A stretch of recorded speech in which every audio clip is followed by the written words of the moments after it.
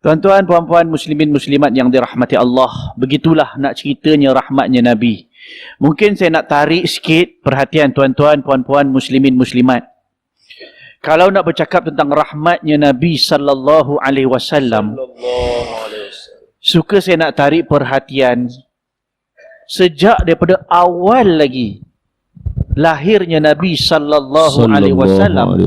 Kalau kita tengok dan cuba kita ambil pengajaran iktibar, kenapalah Nabi itu lahirnya di kota Mekah.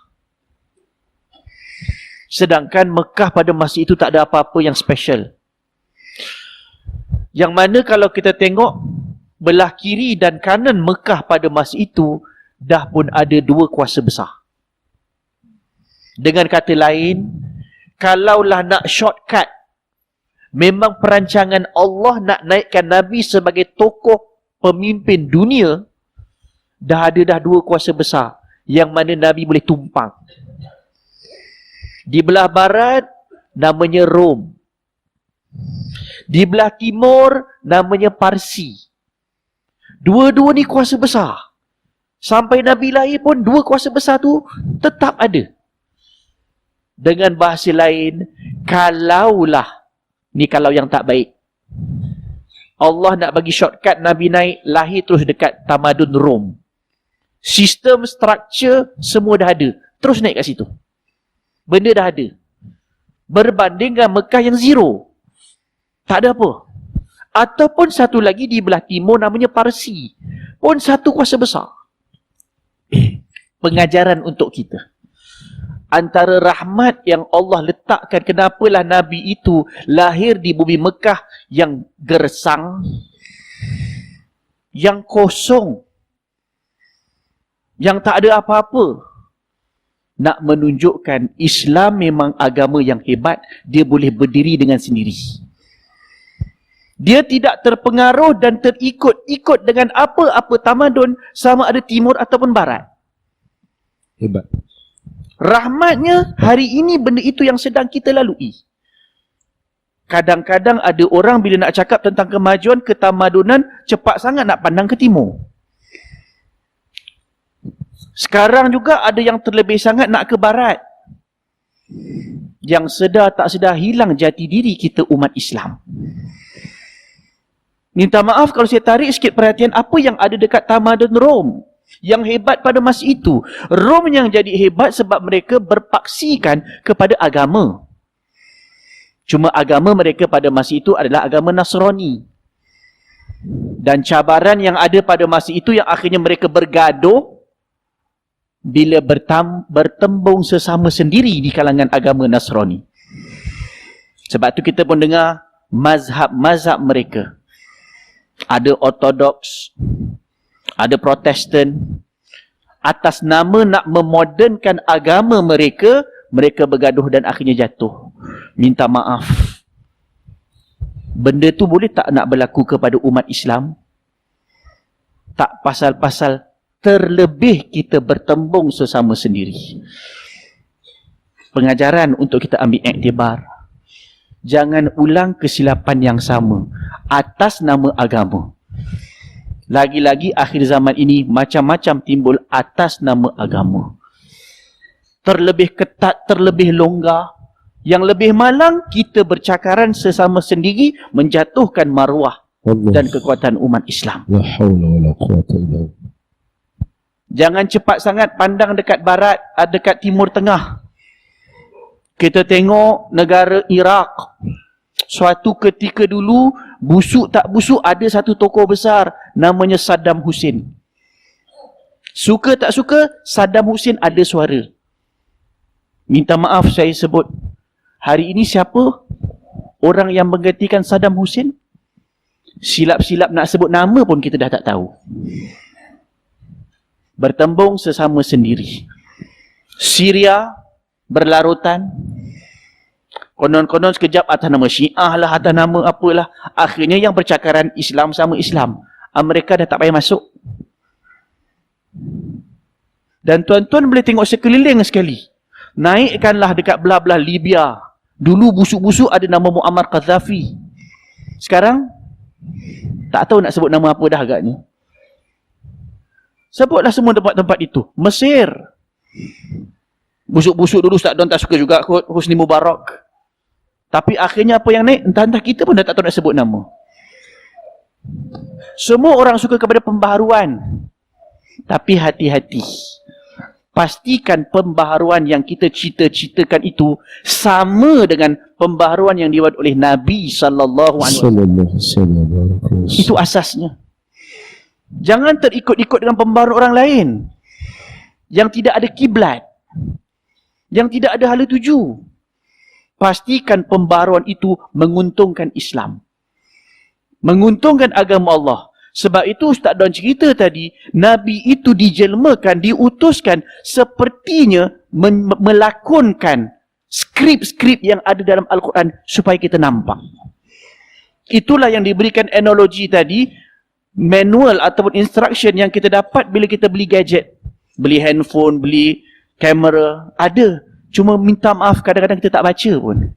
Sebab kita rasa, alah benda ni boleh try and error. Sedar tak sedar itu yang berlaku kepada umat Islam hari ini.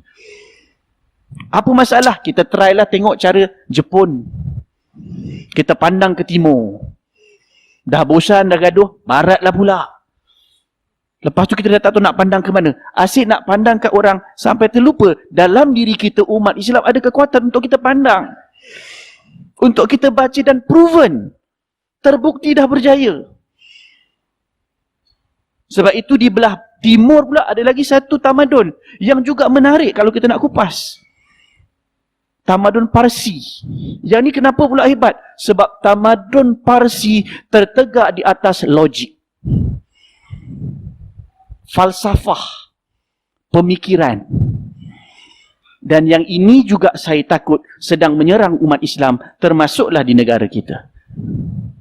Atas nama logik itulah hari ini begitu terkenal atas nama human rights, atas nama hak asasi manusia, atas nama liberalism.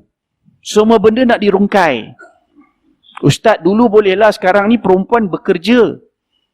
Dulu perempuan tak bekerja, bolehlah lelaki 2 bahagian, perempuan 1 bahagian. Dah tak relevan itu Ustaz. Kita kena bercakap dalam bahasa maqasid pula hari ni. Maqasid ada dalam Islam. Tapi bukan maqasid yang hanya pakai logik, yang hilangkan nas. Ini cabaran yang sedang berlaku. Nabi buat apa-apa? Nas. Walaupun kadang-kadang susah nak terima nas tu dengan logik. Sebab itu Nabi dijelmakan untuk menterjemahkan. Teks-teks itu bukan teori, bukan untuk dibaca, bukan untuk dilagukan. Sebab itu Dr. Yusuf Al-Qaradawi ada sebut dalam kitabnya Fiqh Al-Awlawiyat, memahami keutamaan. Apa disebut? Kalaulah Al-Quran itu diturunkan sekadar untuk dibaca, semua orang boleh baca dan tak ada siapa sekat. Kalaulah Al-Quran itu diturunkan sekadar untuk hafal, Masya Allah, Tabarakallah, banyaknya pahala orang yang hafal Quran. Tak semua orang mampu, terpilih siapa yang boleh hafal Quran. Tetapi minta maaf, kalau setakat nak hafal Quran, semua orang happy and willingly untuk sponsor. Kerajaan yang bukan Islam pun akan sponsor untuk orang buka mat tahfiz dan sebagainya. Kalaulah Quran itu diturunkan sekadar untuk dilagukan, ditaranumkan, siapa-siapa boleh sponsor dan organize pertandingan musabaqah. Cuma menariknya Dr. Yusuf Al-Qaradawi ingatkan, tujuan nombor 1 Al-Quran diturunkan adalah untuk diterjemahkan dalam bentuk tindakan. Yang tu takut-takut orang Islam pun tak berani nak laksanakan. Orang Islam sendiri tak yakin nak terjemahkan Al-Quran itu dalam bentuk tindakan. Masih percaya dengan yang lain lagi. Takut-takut dan ragu-ragu. Sedangkan kalau kita buka Al-Quran lepas Al-Fatihah, buka surah pertama selepas Al-Fatihah, surah apa tuan-tuan? Al-Baqarah. Perkataan pertama surah Al-Baqarah, kita faham tak? Tinggi macam mana pun ilmu seseorang, tak mampu nak terjemah apakah maksud Alif Lam Mim. Tak ada siapa mampu terjemah. Dan tak ada siapa faham apa maksud Alif Lam Mim. Sepertinya Allah nak ingatkan kita, engkau hebat, ilmu tinggi mana, hafal banyak mana, ngaji tinggi mana, ada benda yang kau masih tak tahu, aku seorang tahu. Sebab itu aku yang punya. Tapi perasan tak, the first sentence yang kita boleh faham, Zalikal kitab La raib. la raiba fih. Baru ayat pertama takut-takut kita dah gagal untuk menterjemah. Sebab maksud Zalikal kitab la raiba fih, kitab Al-Quran itu la raiba fih, tidak ada langsung keraguan padanya. Baru first sentence takut-takut kita dah tak lepas. Kita banyak ragu-ragu dengan Al-Quran. Allah. Sebab itu apa yang Ustaz Don nak cuba kupas, kena baca bagi yakin, bagi lancar, bagi faham, sampailah peringkat mudah-mudahan dapat kita beramal dengan apa yang kita baca. Allahu Akbar. Mula-mula biar baca, lancar, seronok, suka. Takut-takut cabaran nombor 1, nak baca pun malas. Dengan segala distraction yang ada, WhatsApp kita boleh baca beribu teks. Quran nak baca 10 ayat pun macam tak ada masa. Sumber sama, smartphone masing-masing. Dalam tu ada Facebook, dalam itu ada Twitter, dalam tu ada WhatsApp, dan dalam tu ada Al-Quran. Tapi kalau kita muhasabah balik, kalau kita boleh buka lah balik memorinya, historinya, berapa banyak kita buka Al-Quran. Orang Sungai Dua lain, sebab dia baca Quran pegang mushaf, Ustaz Don. Oh. Dia tak pakai smartphone. Memang. Sebab tu yang nampak kurang. Tapi mudah-mudahan tuan-tuan berlaku adil lah dengan nikmat-nikmat yang Allah berikan. Sebab itu mudah-mudahan sebagai pusingan yang kedua ni, saya nak membayangkan, nak cakap tentang lahir Nabi pun, Allah nak tunjukkan Islam mesti ada own identity. Berada di zaman mana pun, jangan cepat sangat terlalu tertarik dan terus import benda daripada luar. Allah. Regardless, minta maaf, tak semua benda daripada Amerika, daripada Britain baik. Benda yang baik dan inline dengan Islam kita ambil. Termasuklah minta maaf kalau ambil daripada Timur. Tak kira Timur itu berbunyi China, Japan ataupun Saudi sekalipun. Yang mana baik kita ambil inline dengan Islam. Tapi kalau nampak tak berapa nak inline, mengundang kepada fitnah, kita filter.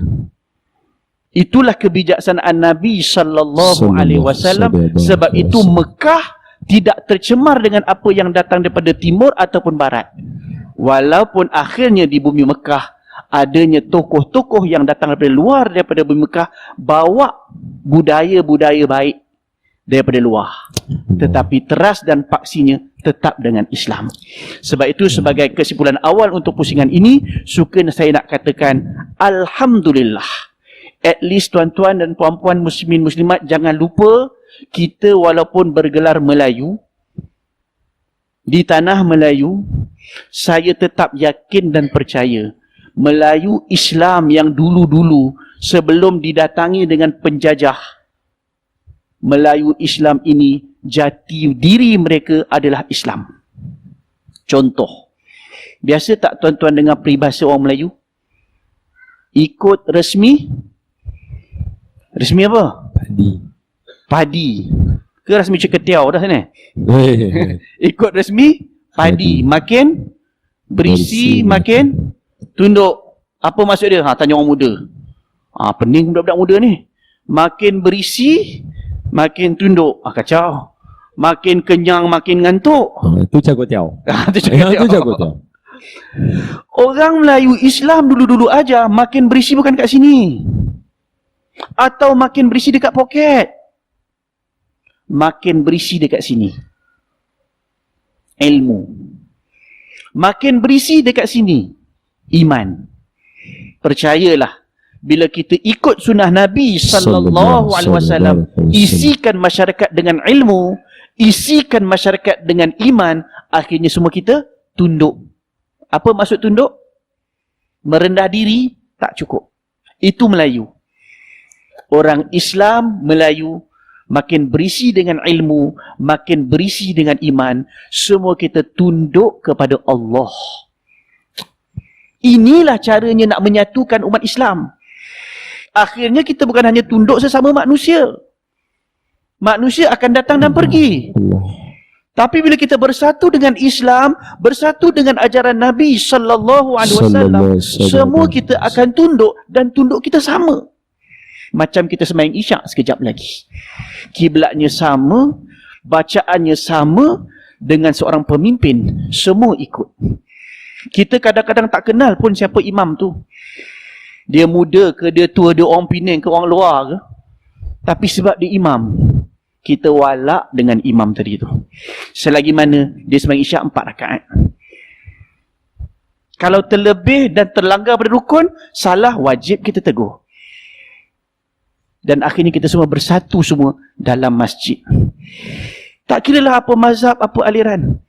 Ini antara bendanya yang ditinggalkan oleh Nabi SAW yang mudah-mudahan dapat kita terjemah dekat luar benda yang sama.